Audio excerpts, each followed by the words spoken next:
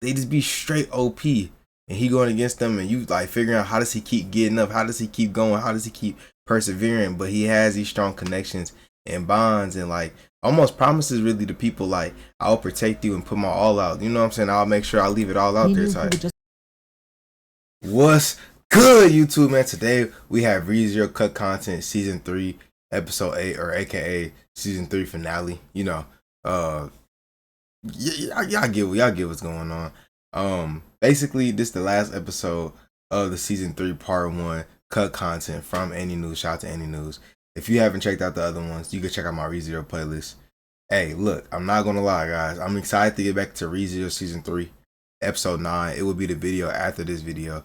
So, hey, I expect to see you guys there. And without further ado, let's get straight into today's reaction, man. In only 8 short episodes, we've got 4 archbishops attacking, Subaru dealing with phenomenon he can't even understand, Amelia captured, Beatrice in a coma, Garfield dealing with some serious personal issues, straight Wilhelm chaos, also dealing with some serious personal issues, no, Reinhardt literally, bro, Reinhardt, that's crazy. Krush permanently disfigured, Al being sus, like that might be his wife, bro. Like, what do you mean? Julius lacking self-confidence, then Priscilla somehow coming out on top as the unexpected heroine. Not for real, clutching up, thinking he's useless, as well as Otto scurrying about, dropping bombshells, proving he's best boy all over again. Moving in the darkness, so, like yeah, Batman. Like what? So much so that the anime has had to gloss over a lot of Otto, what's going on? This unfortunately means the side characters don't get the development they deserve, but that's exactly why I'm here. So if you want to see what from the novel didn't make it into the finale, stick around because I'll be going through all of it. I also highly recommend watching last week's video too, because if there was any episode to define who Subaru is as a character, this one does it perfectly. It also reveals quite a few secrets you might want to know about Al. But anyway, that's a crazy just scene. One last reminder that the Succubate shirts are only available till Monday, so if you want to get them before they're gone for good, be sure to check out succubate.shop. 4 and 5 from volume. Y'all be buying that, bro. Y'all got a Succubate shirt. When Reinhardt came in and apologized for being late, a simple sorry wasn't enough for everyone to just forgive him. Sure, it would have been easy to just accept it and smooth things over, but because Reinhardt's presence was such an invaluable asset, everyone couldn't help but wonder how the fights would have turned out had he been there. It was a thought that made it difficult to hide their true feelings. Subaru was the only one actually ready to move on, so after jokingly calling him out and making light of his late arrival, he had helped everyone else to voice how they really felt. He basically framed it like an opportunity they'd never get again. If there was ever any time to express their grievances to a person like Reinhardt, this was likely the only time they'd get to do it. So aside from everyone else giving him an earful, Subaru's own look at the little complaint smiles was that on he their waited face until after the speech. If there was any person who could fill the masses with courage like how he did, Subaru believed that person was Reinhardt. Of course, Reinhardt naturally disagreed. You probably don't see that yet. To him, any words he might say would be received completely different.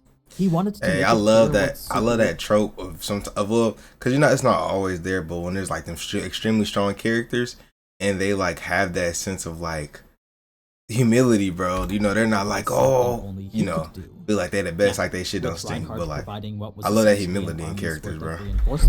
Subaru could approach the situation with the. It make you in a root for them, bro. They didn't really have before. His presence alone was enough to reassure him that they could win this. Reinhardt did have to do a bit of explaining first, though, along with Otto, just to satisfy everyone's curiosity. The full details behind that are something I think I'll save for a different video, but to briefly summarize why it is Heinkel took Felt hostage in the first place, well, you'd be surprised to know it had nothing to do with the witch cult at all. He wasn't working with them in any capacity whatsoever. The actual reason was something far worse, and it was all because Heinkel was a coward. All he wanted was a way to keep himself safe, and his best bet towards that was to be near Reinhardt. That's crazy. So, what better way to keep Reinhardt put than to take Felt hostage and limit his movements? That was the logic under which Heinkel was operating by. Yeah, his dad's so sad, bro. His greatest failures, and the disappointment he felt for himself was truly immeasurable. It was pain evident by his expressions, showing that he truly was hurt by his own shortcomings. Otto would then go on to recount what happened with himself next, but since most of that went how we saw in earlier episodes, the only thing that needs mentioning is how he escaped. I don't even know how to mention that. Just like how it was for I don't know how I would react to that. Kiritaka's private forces had come in and saved him. They arrived as reinforcements when they heard the tower was being sieged, recognized Otto as an emissary of the Amelia camp, then did everything in their power to create an opening for him. This unfortunately came at the cost of their lives, but once again this white dragon scale force had proved their effectiveness. They truly were the cornerstone of Pristella's defenses. The fact they couldn't be repaid pained Otto greatly though, since as a proud merchant who always repaid his debts, knowing this one couldn't be settled really bothered him. All you can do is avenge them, bro. Decision to pay it back by guaranteeing the fate of the city. Exactly. Come on, bro. Something we could do again. Saved him. Hey, ReZero can get me into the story, bro. That's one thing about it. The tome was currently in the possession of Darts, the famed restorer who Otto had sought assistance from. If anyone could bring this book back from the charred ashes it currently was, Darts was the specialist who could do it. He was proficient in magic that could restore it from practically nothing. So, with Otto having dropped the tome's remains off by him, that meant its current location was Dart's workshop. Beatrice was explained to be the artificial spirit after, confirming Julius's suspicion that something was different about her.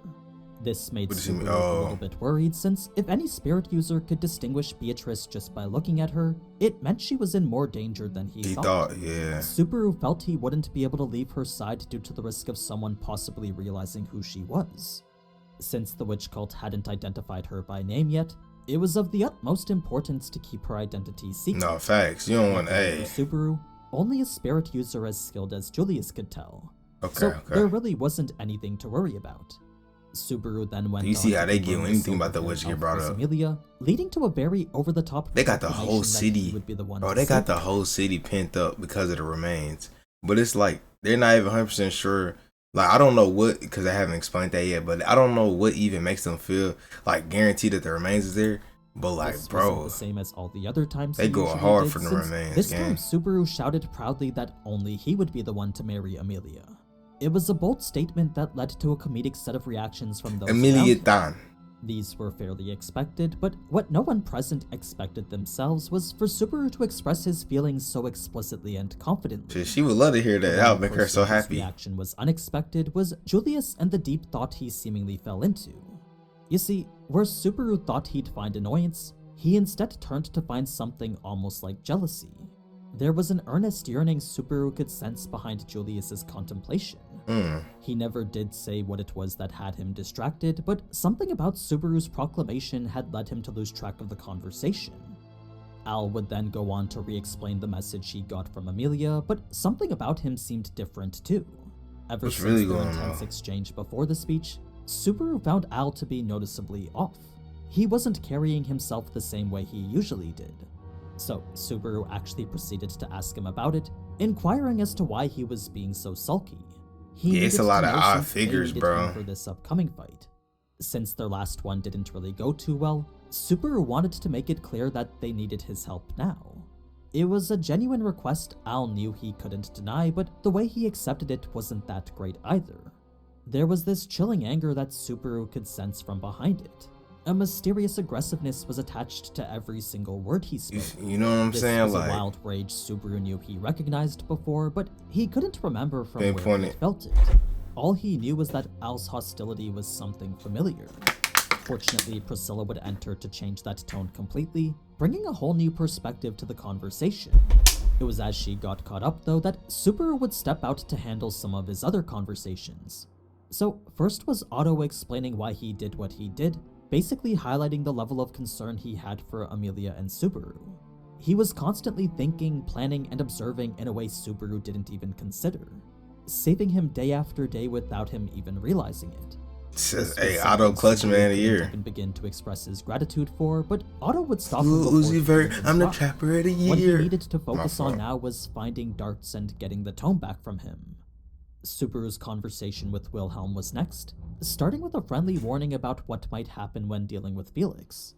You see, since he was still blaming everyone for not helping Krush, Subaru was one of the people he probably resented most right now. Yeah, no point even talking. As the only one who could have prevented Krush's condition, the fact he didn't was something Felix couldn't really forgive him for. I ain't gonna lie, I don't know what he could have done. There was a good chance Felix would say something he didn't really mean. A few insults that were just a reflection of the emotions he couldn't control right now. Wilhelm would then go on to discuss the necromancy problem, stating I couldn't imagine getting slapped by bro in that fit. Like, nigga, what? Related to it. There like, was bro, the hero of the she was fighting the Archbishop. Now, granted, Felix probably like young, right? And probably never been in that predicament. So that all that pressure should get into him. But you know, bro, it's like, dog, you fighting the Archbishop, bro. Army, the great strategist shit ain't sweet. Cromwell, then the evil fact that witch she's still Sphinx, alive, who, bro. just like Satella, carved her name into history with blood.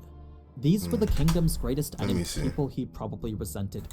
Wilhelm would then go on to discuss the necromancy problem, stating some interesting names pertaining to those who could be related to it. There was the hero of the demi-humans Libre Fermi, the great strategist Valga Cromwell, then the evil witch Sphinx who, just like Satella, carved her name into history with blood. These were the kingdom's greatest enemies from the demi-human war decades ago, the ones responsible for leading an army of the dead against them. Okay. Sphinx in particular was the worst because she alone killed indiscriminately on both sides. She had created an ocean of blood without even batting an eye. So, as a witch that Subaru had never heard of before, he was naturally curious to know how she was associated to the others. That's when Wilhelm would reveal she was only called a witch out of convenience, making her in existence likely different from those of the true witches. Right. What that meant is that, unlike the other witches who, though dead, still somehow remain alive, Sphinx being destroyed in the war should mean she actually is dead. How her magic remains is a different question, but it's likely the corpse soldiers are a result of her. Okay. Well, at least her specific taboo anyway. Now, the anime did well to explain the Estrella family rift after because it made clear where everybody's issues came from. Right. Wilhelm blamed Reinhardt, Heinkel scorned Wilhelm, then Reinhardt took all of it silently. Only in time did Wilhelm start to blame himself. Yeah, but you can't cheat your goddamn. He convinced his wife to abandon the path of the sword. He believed it was him who caused the sword god to abandon her. He felt he caused a betrayal the sword god. His wife was so beautiful, bro. Thus the reason it made her lose her divinity in battle. It was punishment for giving up on what she alone was blessed with. That is beautiful, this brings bro. us now to Krush, which was a scene I feel might have been I can see why he felt that pain, especially looking at Reinhardt, but it's like that a lot of Subaru's inner thoughts were left out. He was deeply affected by the painful state Krush was in, and that made him start to wonder all sorts of questions. All doubted her virtue and looked down on her noble spirit, but none ever considered maybe she called him here for something else. No, he was instead selfishly bracing himself for the blame he felt was inevitable. So, when Krush revealed it was all out of concern for him, Subaru immediately became disgusted by his own gross level of pettiness. He couldn't believe his own short-sightedness when all Krush was doing was thinking about him. That panel right there, she was worried he might be afflicted with the same pain that she was. This was an unforgivable sin Subaru couldn't help but apologize for, leading to a reaction that had him reaching out to her. The contact which would reveal maybe Krush could be saved. The thing about Subaru being able to absorb the curse himself, though, was that whatever he took in wasn't equivalent to what he took out. With only Krush's left hand and part of her face being healed, Subaru's entire right arm had changed because of it. It showed this wasn't an equivalent exchange like how he thought. If anything, the exchange was something like 10 to 1 or more. That being the case, if Subaru was to absorb Krush's curse in its entirety, it's likely no part of him would remain unaffected. This was a consequence he was more than willing to accept, though, leading to an emotional exchange where Krush would have to tell Felix to stop Subaru. Exactly, bro. You know you're about to do that again. More than anyone, but even he couldn't go against her wishes right in front of her like that. It was a challenging decision that really tested his resolve. Subaru's too. This made Subaru's line at the end all the more impactful because despite all the pain Krush was currently going through, she was willing to bear it so that Subaru could follow through on it. If any, it's so beautiful because, like, you know, y'all know he does this in the series so many times, and this is how he builds like these unbreakable bonds with these characters that really he has no business sometimes having bonds with. Just sometimes, right? But not sometimes. He does a pretty good job of that actually in this series. And like, bro, I ain't gonna lie, like, well, he did say like in this video that, you know, Subaru is more worried about his own like guilt, but I would say that still comes from a place of him just caring about others. Like, he's been like that the whole series, you know, and maybe it's grown more, I'm not really sure, but it's like if somebody would like with Krush got hurt and with against the Archbishop, it's like you already know everybody that get hurt, he value each life, you know what I'm saying? It's not like he like, oh well, she the ops and she's gonna get some million for the print. Like, he not on none of that. He care about everybody, and of course we all human. He human, so he feel guilt and certain emotions that humans feel, about certain situations, especially when he is underpowered and only can do so much, right? So it's just like, I love how they play on that, because it's kind of like, bro, it's that pool of like, okay, yeah, like it's crazy, bro. They're really good at relating things. Like, I feel like they're really good at playing on certain emotions, I don't know if I got off track right there. Hopefully I didn't. Hopefully that all made sense. It was after that Wilhelm would ask if Subaru's right arm was truly okay, to which Subaru would respond just as you'd expect. If all he got were these nasty scars, then that was a price he was willing to pay in order You already know he stay on that time, sure, bro. He was a bit reluctant to permanently Mr. Hero himself. But if there truly was no other solution, then Subaru was ready to cover his honestly, I was gonna say, like this. Another thing is, it's like, I love it because, like, he gonna bear it on him. Like, okay, I might not be able to suck up pause.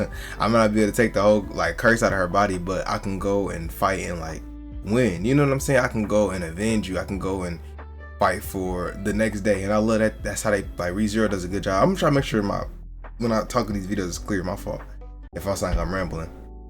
But they do a good job of making sure, like, okay, you have a reason why, and he has these reasons. So it's like when he's fighting these overpowered motherfuckers, because you know how they write villains in here, bro.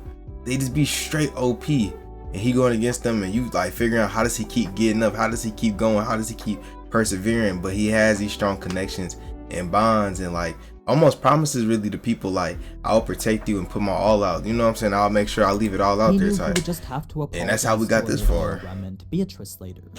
Either way, this whole thing was yet another mystery added to that body of his. There was Return by Death and his resistance to the witch factor, and now the curse of the beast fighting against the curse of the dragon blood. Subaru truly had no idea what it was going on inside of him. In any case, when returning to finalize the key parts of the plan, Subaru decided not to tell anyone what just happened with Krush. Since he intended to save her whether people wanted him to or not, exactly. He decided to avoid any conflict and treat it as an ask for forgiveness instead of permission type situation. When Priscilla announced her bold move next, Subaru knew he had no right to contest it. If they had allowed Krush to fight before, then she was fine to do so as well. Besides, to Subaru, her power and swordsmanship was at least similar to that of Krush's. So, Priscilla, I think she put up on timing too. Well, that had led that little snarky attitude. I love that shit. I ain't gonna lie.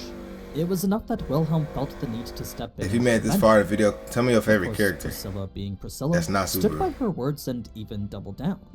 She truly believed anyone forced to leave before the main show had even started certainly wasn't fit to be the lead. Wow. She was expressing her disappointment in the person she thought was Krush. Anastasia was the one who had to calm things down, bringing the discussion back on course with regards to how Priscilla planned to beat Wrath. Well, as dangerous as it was, Priscilla made it clear she wouldn't have chosen a fight she knew she couldn't win. Yeah, she's not affected by that authority too. With the logic of the world proceeding in a way that was most convenient to her, Priscilla knew defeat wasn't even a possibility. It's why she could have absolute confidence in both her and Liliana's safety. Now, Reinhardt receiving the blessing of judgment, then using it to determine Liliana's power is pretty much as OP as you think it is. So, to answer your question, yes, Reinhardt can wish for whatever blessing he wants. Damn. Should he desire something when he needs it, then whether it be the gods, the world, or fate itself, something out there would make it happen.